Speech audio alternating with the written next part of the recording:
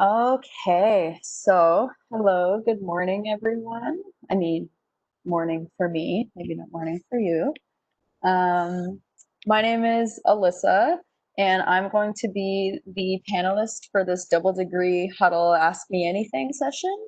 I'm just going to let you know now at the start that this meeting will be recorded. So if there was a question that was answered that you didn't quite hear or a part that you missed, you should be able to review the recording later.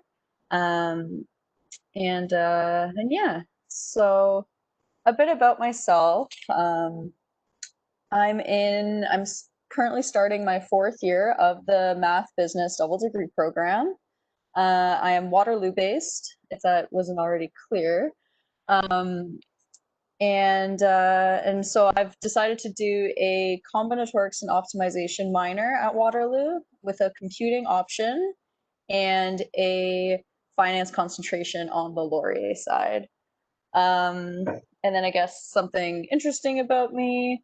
Um, oh yeah, so I play Quidditch. At Waterloo. And we aren't the only school that has Quidditch. Actually, a lot of schools have Quidditch teams like Queens, McGill, U of T, U Ottawa, like pretty big schools do Quidditch and we all get together and like there's a regionals and a nationals and all of that. That's my fun fact, and I will be plugging Quidditch throughout this Ask Me Anything. So just be ready for that.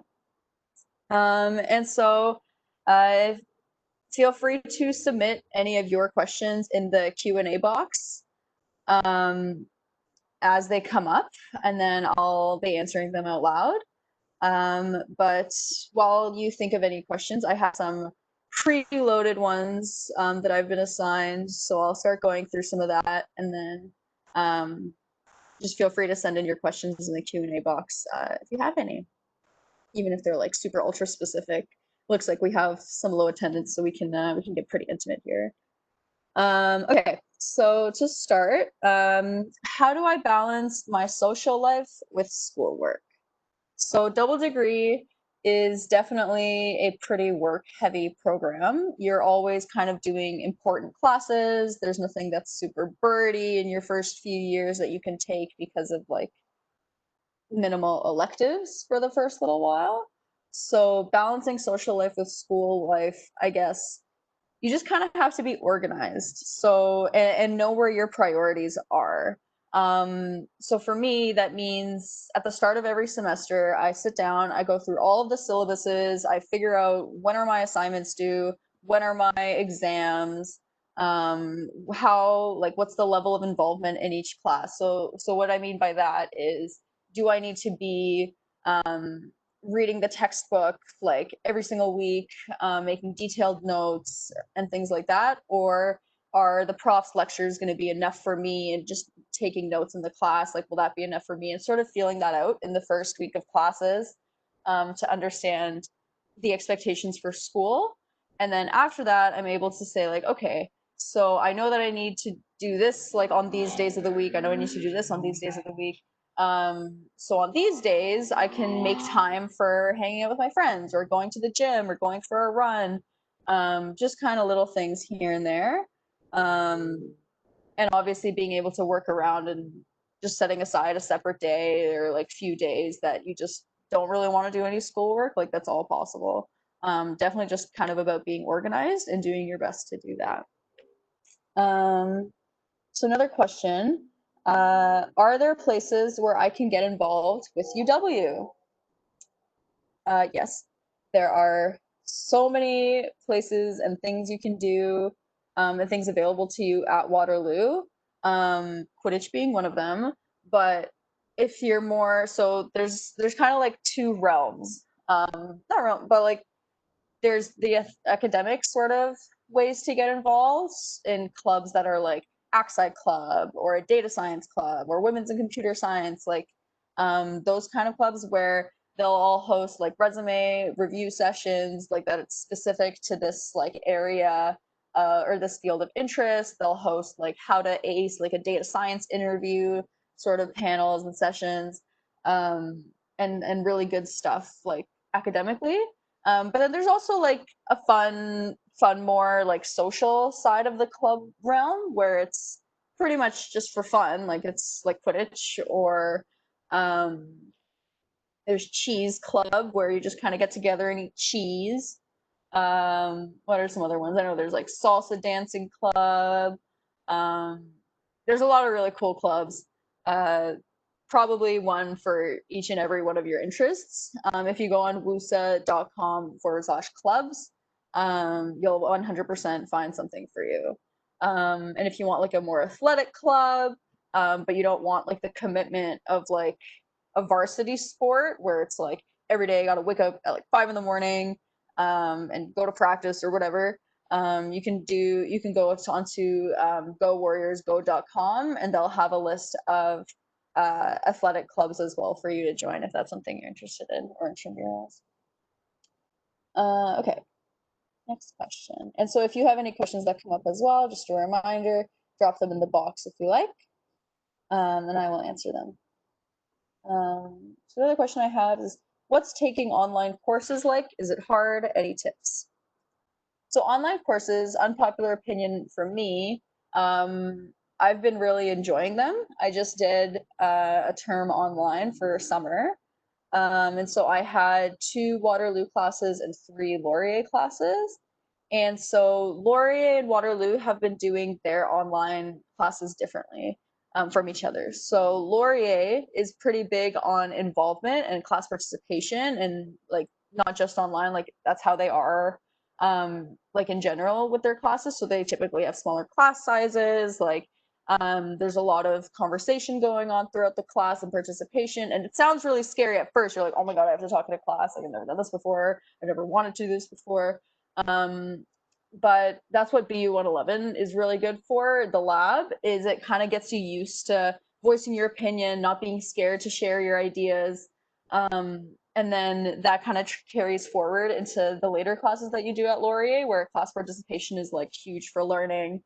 And it's really just enjoyable. And so taking that and making it just as good online, like Laurier's done like a lot of work to be able to deliver that. And so they do their I would say, so all of my professors did do live Zoom lectures, and for 2 of the 3 professors you were expected to attend the class and participate in the class. And so one professor would do that, or they would both kind of use their breakout rooms.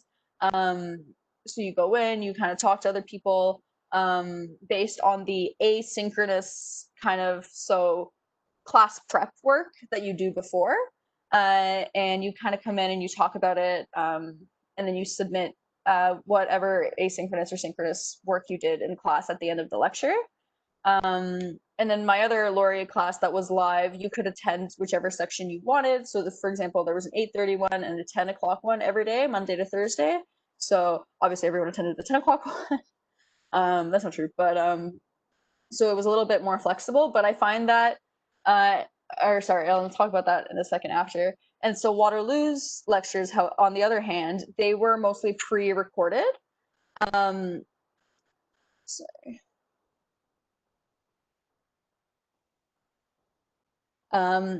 Sorry, so Waterloo's online classes, how they've been pre-recorded. For the 2 that I had, I don't know, I can't speak to all of Waterloo classes what they're going to be like, but for the 2 that I had, they were pre-recorded. And they were both 3rd year level courses. So I took a combinatorics and optimization course called Network Flow Theory, and I took a statistics course, Stat 372, which you'll have to take. It's linear modeling, introduction to linear modeling or something like that. And so both of those classes were pre-recorded lectures. My graph theory prof was incredible. He used his tablet, and so would record the screen of his tablet while he was writing notes that we would write like ourselves in class. And then he'd like sped it up and voiced over it. And so like teaching was just like learning from it was just like so good. It was so clear, and it was like a 10-minute lecture, and he would have 3 to 4 a week. But it was just so like convenient, and I found it awesome because you can go back in the lecture if there's something you didn't quite understand. You're able to pause it, review it, like make sure you actually got the notes down correctly, like exactly as the prof is writing them. And so my statistics professor did something similar, except she had like her PowerPoint slides, but she just sort of went through them as she would in class, and then also did some live like writing on them and whatnot. And so um, the overall question though is, how did I like online courses? Is it hard? Any tips? I would say I didn't think it was hard. It's definitely an adjustment. My tip would be to set a schedule for yourself.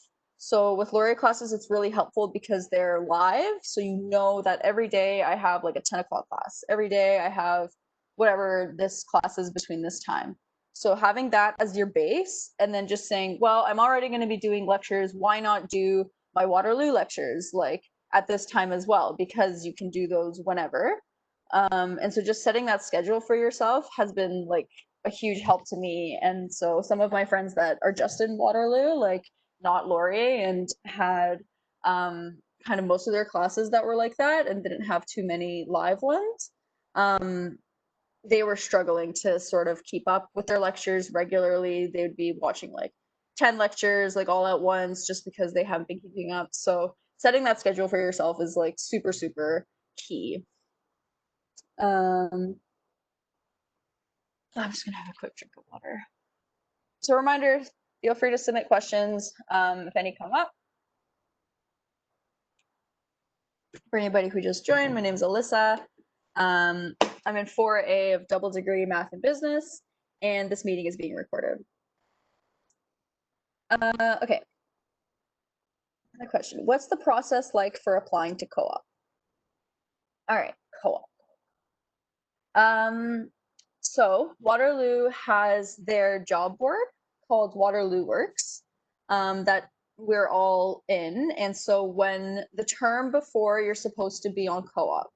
So for example, if I'm going to be on co-op in the winter, so I'll be applying for jobs in the fall. So around the second or third week of classes, Waterloo Works will open, and you'll see like a whole list of all these different job opportunities. So it ranges pretty much any job you can think of, like it'll probably be there.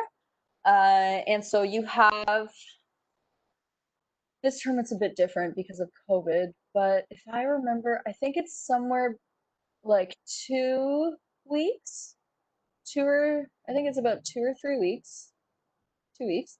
And you just spend that time applying to whatever jobs you're interested in, up to a limit of 50. And then that closes, and then interviews start happening. And so then there's about a month of interviews. So October becomes mainly interviews. And then around the second week of November, what will happen is that rankings will come out. And so rankings being for all the interviews that you had, the employer will rank you one of three things. So either they will give you the offer, either it will show that you have been ranked, but it won't tell you the actual like rank that you were, like, oh, third choice, fourth choice, whatever. It'll just say that you've been ranked, or it'll say not selected, which is a bummer, but that's okay. Hopefully that's not the job you wanted. And so then you have a day to sort of either accept your offer. You can go into, this is a good tip that I learned last year, but you can go into, if you receive no offers but you've been ranked for a bunch of things, you can go into the Center for the co-op. It's called SICA. I don't remember what it stands for right now, but it's the main building for co-op where you're going to be doing all of your interviews, and they have like kind of guidance counselors or advisors there for co-op. So you can go in and you can tell them your situation, and they will tell you what you've been ranked. And so you can go, and you'll also see who the other interviewees were. So who else was interviewed for that position, and you can reach out to them via email. and say, hey, are you thinking of taking this job? Because I've been ranked this, and if you don't take it, then I'll get it. So you can reach out and do all of that. And so you have about a day to do that, or a weekend, something like that. It depends on the day of the week. And then hopefully the next day it'll show your match results, and you'll either have a job or you'll go into continuous round. And so that's when the second kind of opening of all these other job applications come up. And that's more of a continual basis. So this whole like first kind of 2 months of the term, you're going to be applying to jobs and doing interviews. And once like after that initial kind of opening, you apply to 50 jobs, it closes, more jobs don't get added. It's all just about interviews at that point. And then that match results come out, and then more jobs get posted and whatnot. And so if you if you didn't have a match, you go into continuous, and you just kind of continuously every week there's rankings, every week there's interviews. It's just ongoing. And people are always like scared of like going into continuous, like, oh my god, what's going to happen? But it's really not a big deal. Like there's a lot of really good jobs that are always out there. I've had some employers who just like missed the deadline to submit for main rounds. So they're like, darn, like I'll just submit later. Like there's still really good jobs. And even the employers that do go into main round, if they didn't like any of the candidates, they can not take anyone. I think, I'm not sure, but I think, and they can just keep going into continuous or whatnot and interview more students. So that's kind of the co-op process. I see a question came in. What are the math assignments like? So good question. They're a bit of an adjustment compared to past. Also, if there's something is happening outside of my building, if it's too loud, just let me know and I'll close the door. But the math assignments, they were in a bit of an adjustment. Just because I think math itself was a bit of an adjustment from what I was used to. And that meaning I wasn't used to doing the kind of proofs that you do at Waterloo, where it's not just kind of an equation and you need to like make one side equal the other side. It's like that, but with theorems. And so it's a lot of like logic and thinking and connecting like pieces of the puzzle together. And they teach you all about like strategies to do it in Math 135. So the assignments themselves, what was nice is that everybody's kind of doing them. Like I don't think I ever did an assignment like totally on my own. I think I've always either gone to other students for help, or I've gone to the tutorial center for help. I have a friend who pretty much lived in the tutorial center and was just always kind of working with the TAs that are in there and asking them for help, asking them to explain and understand and revisit a concept. So that's really awesome to have that there and have that support. But the actual assignments themselves, so when you get it, you'll write it out, do it on paper, write out your answers or whatnot. And then what you're going to have is a CrowdMark link. And CrowdMark is a website where you submit your assignments. And this was like the thing before COVID. But basically you have this link, you take pictures of your assignment or you scan it or whatever, just so that it's readable. And you'll submit the pictures to the appropriate like question box in that link. And that's how your assignment gets submitted and marked. So there's no physical handing in of anything. And then a couple weeks later, you'll get your assignment back. And so you'll get like grades available. And so you'll be able to see like what you submitted, and there will be comments on it, marks, whatever, like you'll see it all come right back. And so that's kind of the math assignment process. Another question came in. I'm in CS BBA. How many hours per week of study on average is required? So it depends on the person. CS, I would say, has more hours than math, just because CS assignments are time consuming. I would say CS assignments alone, I haven't taken CS class in a little while, but I took CS 135 and 136 in first year, which is the same as what CS BBA takes. I would say, how many hours? If you combine all of your actual class time and assignment time together, I'd say above 40 probably. Just because I'm thinking of it as kind of like a full-time job. But a CS assignment itself could take between like, I don't know, maybe like 4 hours if you're pretty good, and then anywhere up to like 30 hours if it's like a really hard assignment. So it really depends on the assignment, and I guess your CS knowledge, or how quickly you're able to grasp the concept and kind of think like a computer scientist. Um, so that's I guess what I would say. I would go for like between 40 to 60 hours a week you're going to be studying. Um, yeah.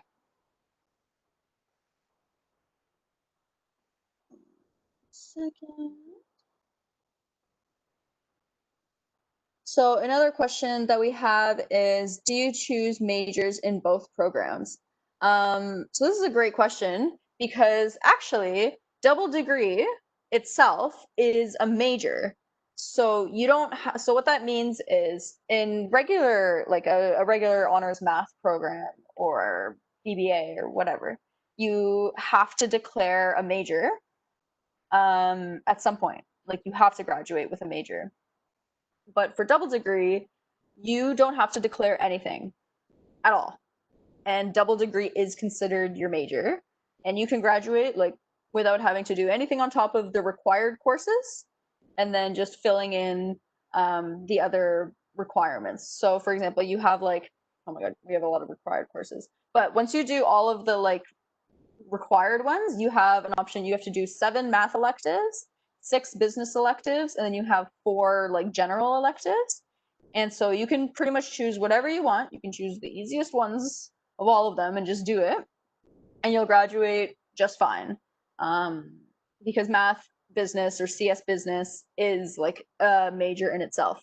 Now, you can choose to do a major on top of that, or a minor, or a concentration, or an option, and use your those like 7 math credits, 6 BBA credits, and 4 electives like to do that, which is what I'm doing. Like for instance, I did a CO minor because I only needed to do 2 other CO classes, combinatorics and optimization classes, and that would get me my minor. So of the 7, I just took 2 more, or 2 CO classes, and got a minor. So you don't have to do any of that. Totally up to you. Um, let's see. Question. Which do you find harder, the business side or the math side? That is a good question. And I've thought about it before. Um, I don't think I find one harder than the other. I think there's different requirements for what you have to do. So in terms of content, I would say that math is more challenging than BBA. Um, but in terms of like work, and um I guess just like work, yeah, I would say Laurier actually like has a lot of hours that you put in to do like the projects that they have, and so I would say that it's more um challenging like on the BBA side in terms of actual like workload and time spent on assignments. Maybe not if you're in CS, because CS assignments again take up time. But I would say for math BBA, that's kind of been my split, where Laurier or Waterloo's content is harder, and like I can't imagine being just Waterloo math and taking like 5 math classes at a time. Like that sounds like insane to me. Like I don't know how anybody does that. People do it. I know very smart people, um, but I could never. But Laurier then has like group projects. That's what they're really big on, is teamwork and group work. So you're gonna have um, like a project for every class pretty much, where you have to work in a group and write a report and things like that, and that's pretty time consuming as well. So I would say the workload piece is more on the Laurier side, but I don't think either side like is harder than the other. I think they both come with um, their quirks or what you might say. Okay. Just a reminder again for anybody who joined or came late, my name is Alyssa. I'm in 4th year double degree, math and business. And if you have questions, please feel free to submit them in the box. I have some other questions that I've just been going through, and this meeting is recorded. So if you missed anything, you'll be able to go back and see it. So here's another question. Is it difficult to find international co-ops? Where are most people placed? That's a good question. So I myself haven't tried to get an international co-op. Is it difficult to find one? So Waterloo does have a lot of international postings. So if you're thinking Cali or bust, like you can definitely go for that. Obviously it's pretty high demand, I would say, and there's more. So most co-ops are probably going to be around the GTA and like Toronto concentrated. You will have co-ops, like there's options to go around Canada, so there's like Vancouver and whatnot, and then there's obviously international ones as well. So there's things like Hong Kong. You can go all the way to Hong Kong, Cali, New York, things like that. But they're not as many as there are Toronto postings, so it's a lot more competitive. So if you put in the work, I would say, and you've got your resume on hand, you're trying to network, you have a shot, obviously, because people obviously get these co-ops. But I would say that it's more common to get a co-op in Toronto, and that's where my co-ops have been like Toronto. So I worked at Bank of America, but in their Toronto office, and then BMO, and then BlackBerry. So it's all been like Toronto. Waterloo has a lot of co-ops too, in that area, so you could choose to stay in Waterloo, but majority I would say are like GTA. Where will the recording? Oh, I'll just read that out loud. So where will the recording be available and when? They're going to transcribe the event after, so it probably won't be available for another week, but it will definitely be available by the 14th of December. Thanks, Joseph.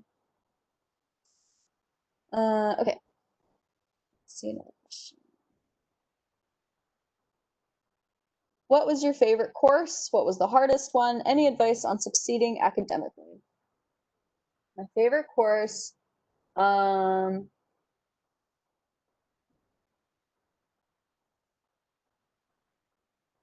think I really liked the statistics course that I just did for linear Stat 372 linear modeling. I found it really interesting. I found it super applicable to real life and just my own interests. I really liked it. I like the prof. I like the work. I like the project. Yeah, that was pretty cool. And then the hardest one was probably math.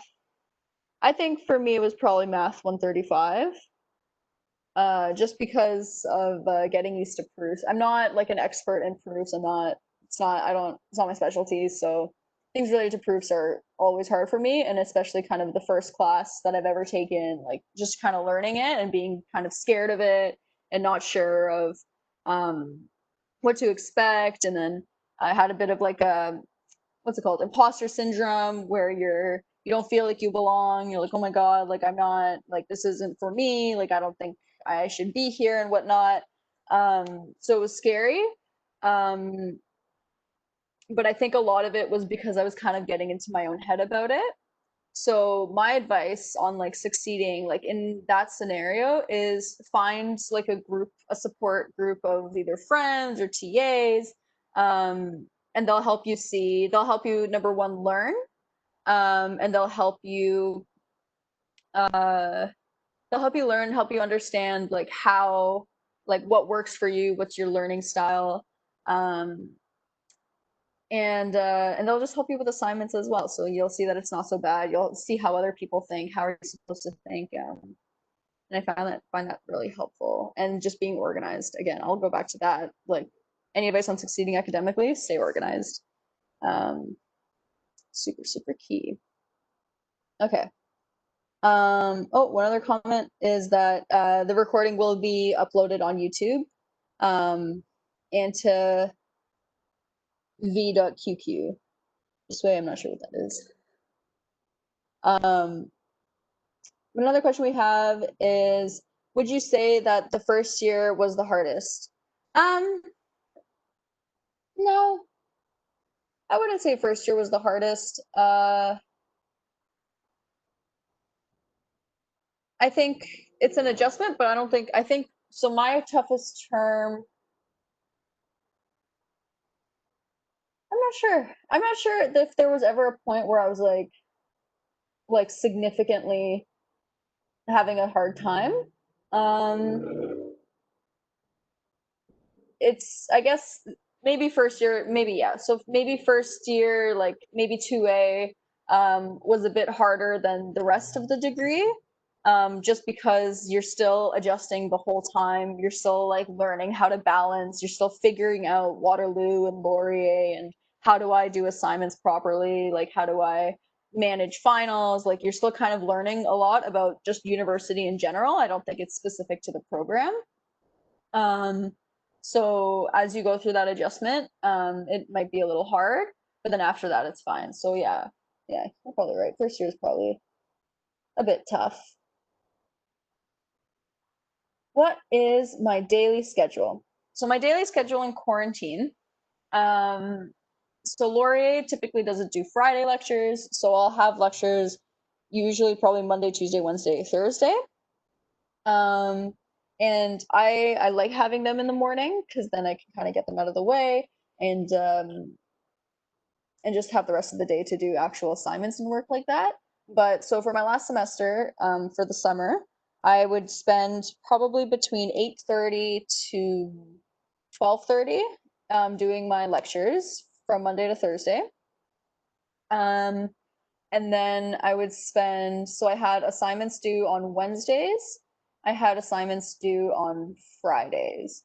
And so I would spend then the afternoon of those days. So I'd have lunch and then around like 1 to maybe like 6, sorry, excuse me. I'd be like on average 1 to 6, I guess, 1 to 7. I would be doing assignments or projects. And so for the first month of classes, it was more of like from 1 to like 4, 1 to 5, I'd be working. But then as like projects started coming up and there was a lot more work that was required, like we got into the semester and there was midterms and all of that, so had to study a bit more. So then it would become like 1 to like 9 in the afternoon, or like 4 to 9, depending on breaks that I take, and things like that. So I would do that for Monday, Tuesday, Wednesday, Thursday as well.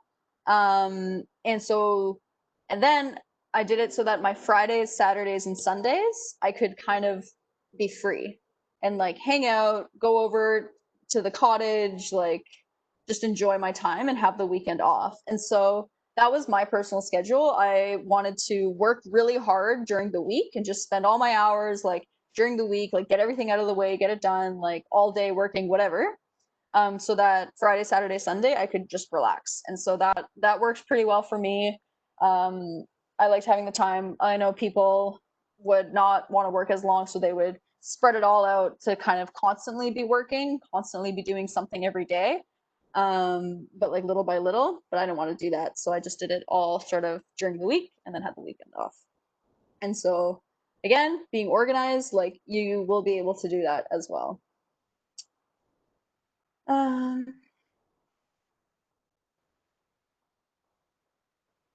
see. Where can I go for help with my courses? So I'll answer the question in the chat first, actually. So how is your new venture project?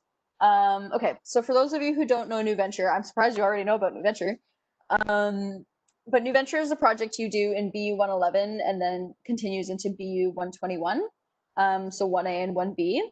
And basically what happens is you are put into a group between like 3 to 5 or 6 people or something. I think it's 5. 3 to 5 people. And the purpose of the project is to come up with the new business idea and pretty much develop it. And so like from start to finish, doing market research, doing industry analysis, like figuring out like how to make this product like succeed, and then you pitch it, and then there's a huge competition in 1B and in 1B and B 121, where all of the teams like pitch it and then try to come up with the best idea, and then the winners get money. And so how was my new venture project? I mean, it's hard. It's a hard project. You put a lot of hours into it, and it's a lot of work. Um, but I had fun. I really liked it. I had a smaller group than usual. We were supposed to have 4 people because it's supposed to be typically 4 to 5, but one of our members never like showed up, and so it was always the 3 of us. And we worked really hard, and it was a lot of fun, like getting to know like these like new people and working together with them. Um, but no, it was a good project. It's hard. I will say it's definitely hard. Some people don't have good experiences with it.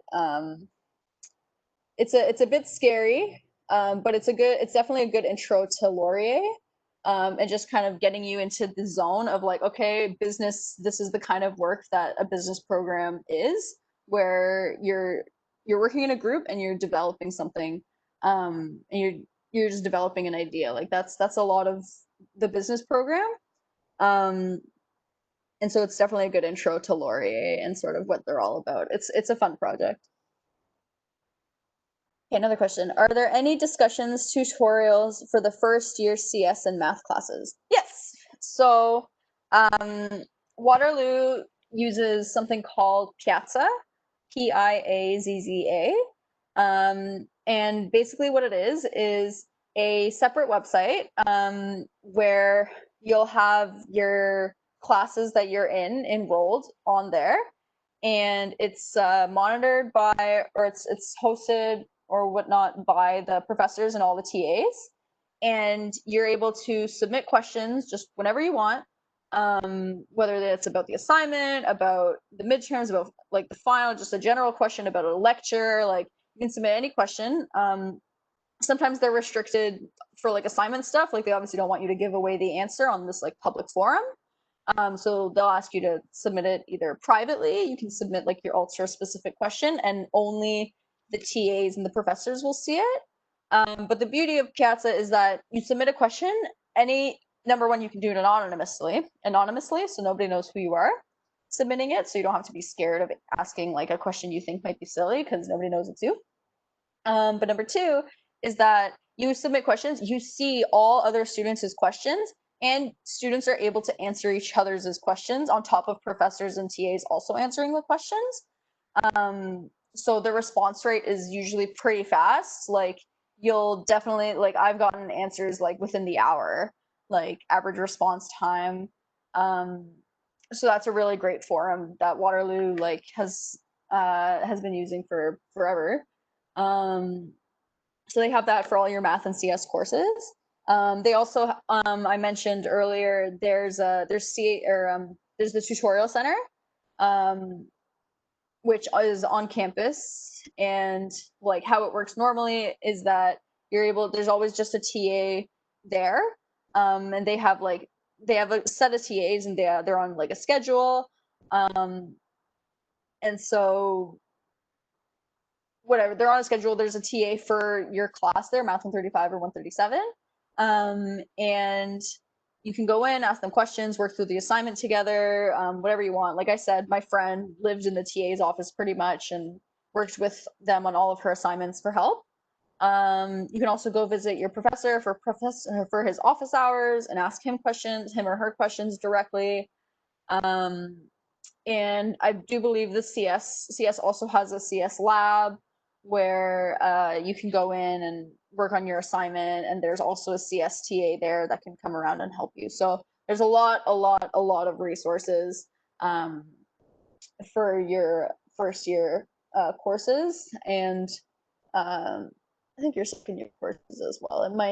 I think it diverges a bit in third year, but Definitely a lot of resources to help for your first year CS and math classes. Have a drink of water. So for anyone who came late, I'm going to say it again. My name is Alyssa. I am a 4th year double degree student in Math BBA. Feel free to submit your questions in the box below, the QA box. I will do my best to answer them. And this meeting is being recorded and will be posted sometime by the 14th of September and will also be available on YouTube. Okay, let's see. Are there any other questions?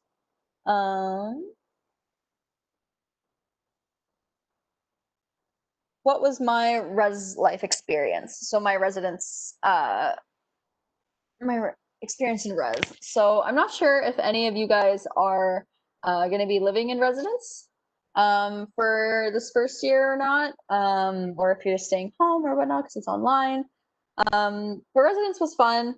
Definitely a great way to meet people, make friends. And I guess the biggest thing is just don't feel like you're too cool to get involved with things like whatever activities that your Dawn might host, or even in general, like whatever activities like math orientation is hosting. There's really no downside to you participating. Like if you're trying to look cool or whatever, like, oh, I'm too cool for this, like you're not. Like everybody's just here to have fun and enjoy. Just be happy. Like just enjoy it. It's a good time. So another question, what co-ops are available to double degree? So a lot. We have you use the same co-op board I think as math will use.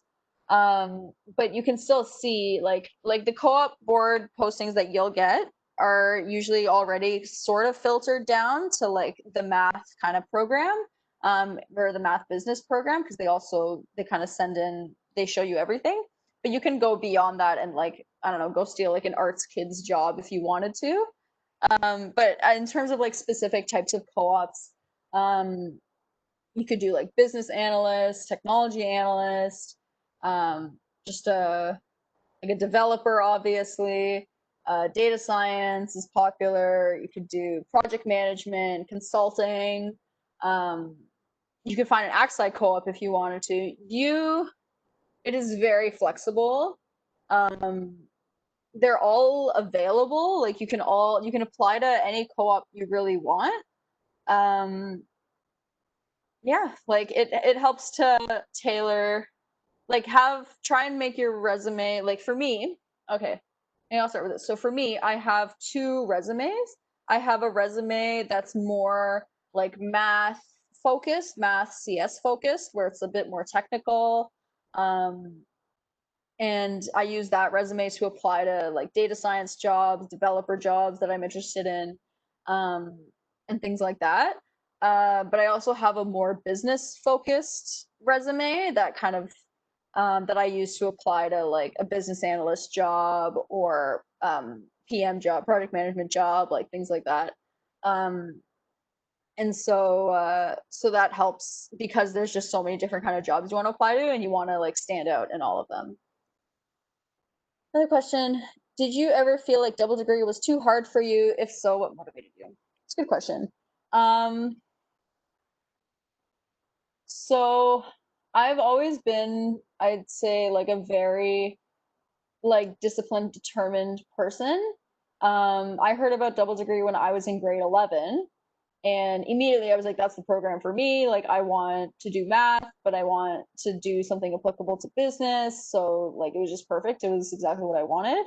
And so kind of going in, I was like, I'm going to see this through to the end. And like I know it's going to be hard, but I kind of came prepared for it to be hard. And so even in semesters where I may have not been doing as well as I wanted to be doing, like academically, my turning point there, I think it was just to kind of remind myself, like, why am I here? Why am I doing this program? Like, do I like it? Like, I see the value in it. Like, I think it's gonna like it's gonna pay off like so hugely, like in like if I finish it, that I kind of just revisited like the whole reason for me wanting to be in Waterloo and like working here and studying here and being in this amazing program. And so just reminding myself of that, and saying like, you know what, like I can do this. I've made it like so far. Um, like just keep going. Like things are going to be hard. Like things can be hard, like just in general, not like double degree specific. But you made it like that far, so just like you have what it takes. Um, just keep going. I know, so some people can be scared sometimes about double degree and like being like, oh, so many people drop out, like whatever those rumors are. But I will say that the reason that people drop out of double degree isn't because it's too hard, but it's because they realize that I actually don't really like business. Like I'd rather just do math. So they drop out to whatever they're more interested in and like, or I guess switch programs into whatever they're more interested in, as opposed to because it's too hard. And so and that's totally fine. Like I have friends that have switched programs like 4 different times, 5 different times, like just because they're still looking for what they're interested in. So I think that's what keeps you kind of going, is you're always working, you want to be working towards something that interests you, um and that you like. So that's my answer for that. Okay, another question. Can product management co-op be done by first years? Um,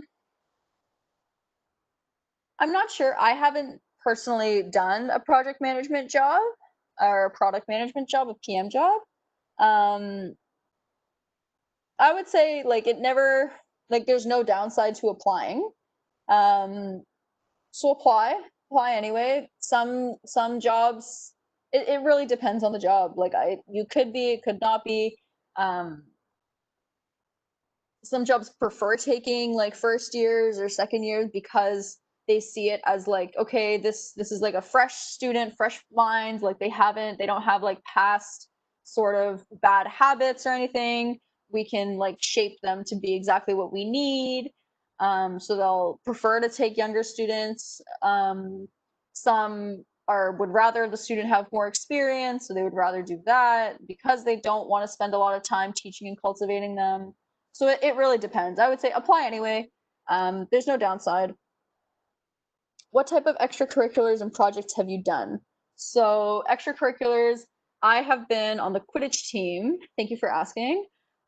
Since my first year, and I was the captain last year and the captain this year, and have just been playing every single year. So Quidditch has been a huge part of my life. Um, just because I heard about it in first year, and was like, no way. So for those of you that don't know Quidditch, like it's a sport from Harry Potter, the like fictional story about a wizard. Um, and and so it was just kind of crazy to me hearing that they took this like sport from a book and made it real. And so I had to go see what it was, and it turned out awesome. And it was just so much fun meeting like people that weren't in my program, and just seeing like this whole other side of Waterloo. And like I just thought it was great. It was just a great group of people. No regrets. Best club ever. What extra projects have I done? Um, yeah, so I'm not as proactive, I would say, as some of my friends are, who are constantly maybe working on a side project. Um, I have friends that are, so JDC is a really good program, I guess, club thing at Laurier, where it's this huge case club, and they have all the different sort of, they have like an HR team, like a finance team, um, whatever else teams, and it's a huge like it's almost like a class you take, and it's a case class, and so you're in this group and you're working on case analysis all the time. Then you go and you compete against other schools, and Laurier won last year, and I think they've won the year before that. Like it's a really strong club. I would join, or you could join if you're interested in business and kind of furthering and improving your skills down that path, and you definitely make a lot of really good connections in there as well. Um, Same. So this is kind of, yeah. So is JDCC good to participate in? Yes. These are all similar questions along with what I'm saying. So good clubs for double degree students. JDC is definitely awesome. If you're able to kind of get in, like I would definitely go for that. Very valuable. Other clubs for double degrees. There's Double Degree Club, which you're all already a part of. And this past semester they've been like super active. They did a ton of like networking events um, with companies. They do a lot of um, good. They do a lot of good work that helps you just kind of succeed. Um, and but in terms of good clubs, find what you're interested in. So if you're interested in data science, go join the data science club. If you're interested in AXI, go join the AXI club, and you won't go wrong. So what are some co-op jobs or works that do not require much daily communication? Uh, I'm not quite sure what you mean by this question. Um, if you're trying to ask like which co-ops um are like minimal interaction, like with other people, um, I guess that's kind of a tough question because like in all co-ops, I think you're going to be speaking with either your manager or whoever's hiring or whoever is your like hiring buddy, um, just because you need to learn like what you're actually doing there. And in any job, like people are going to be there's going to be the training for you to learn like what your role is, what your expectations are, what you're supposed to do. Now after that, maybe it won't. I'm trying to think of like a situation where there would be minimal communication. I guess if there was like a job that was kind of doing the same thing every day, then I would imagine that once they trained you, if you're able to do it fine, then you would have minimal communication. But I think that in most jobs, like there's gonna be new projects, new things going on. Um, and I think that that all requires like talking to other people and talking to your team. Um, and I guess maybe you're asking this question because you're like nervous to be around sort of the full-time employees or things like that. But I would say that if that is the case and you're kind of gonna go into your first co-op and you're like, well, I'm a student, like are they gonna what's it gonna be like what's gonna happen? I think just remember that this is a team that regularly takes co-ops. They are expecting a student. They're not expecting a full-time like adult who has like 15 years of experience in this field and can do everything perfectly flawlessly. No, they're taking a student. Um, so they know that you're here to learn. They should know that you're like that is their role for you is to teach you about this job, to see what you can do to cultivate your skills. So don't be afraid to talk to them. Don't be afraid to become friends with them. It could be a great connection for your future career path. Just to have like just a good rapport with whoever you worked with. Um, and don't be afraid to ask questions, I would say as well. Like obviously not too many questions because you don't want to like ask the same question like 4 times and sort of stop them from being able to work like consistently or regularly. Um but don't be afraid to ask questions like when you feel that you need to or when you feel that it's stopping you, and just do it the one time and like just sit with them until you're actually sure of like that you're comfortable with the answer they gave you so that you don't have to ask again later. um is just a bit of advice there. um I'm gonna do okay. And just a quick question down here as well before we wrap up. Can we apply to Laurier clubs? Yes. You are you have access to both Laurier and Waterloo clubs. So Laurier probably has like a finance club. I think they have like a realtor club. I just haven't looked into a lot of Laurier clubs because I'm not as involved in clubs as I should be. Quidditch is pretty much my life. Quidditch and orientation. But yeah, you can apply to Laurier clubs. But okay, so we are almost at time. It is almost noon. Does anybody have any more questions that you want to send in? Just give it another minute. Otherwise, I will consider this to be our wrap up.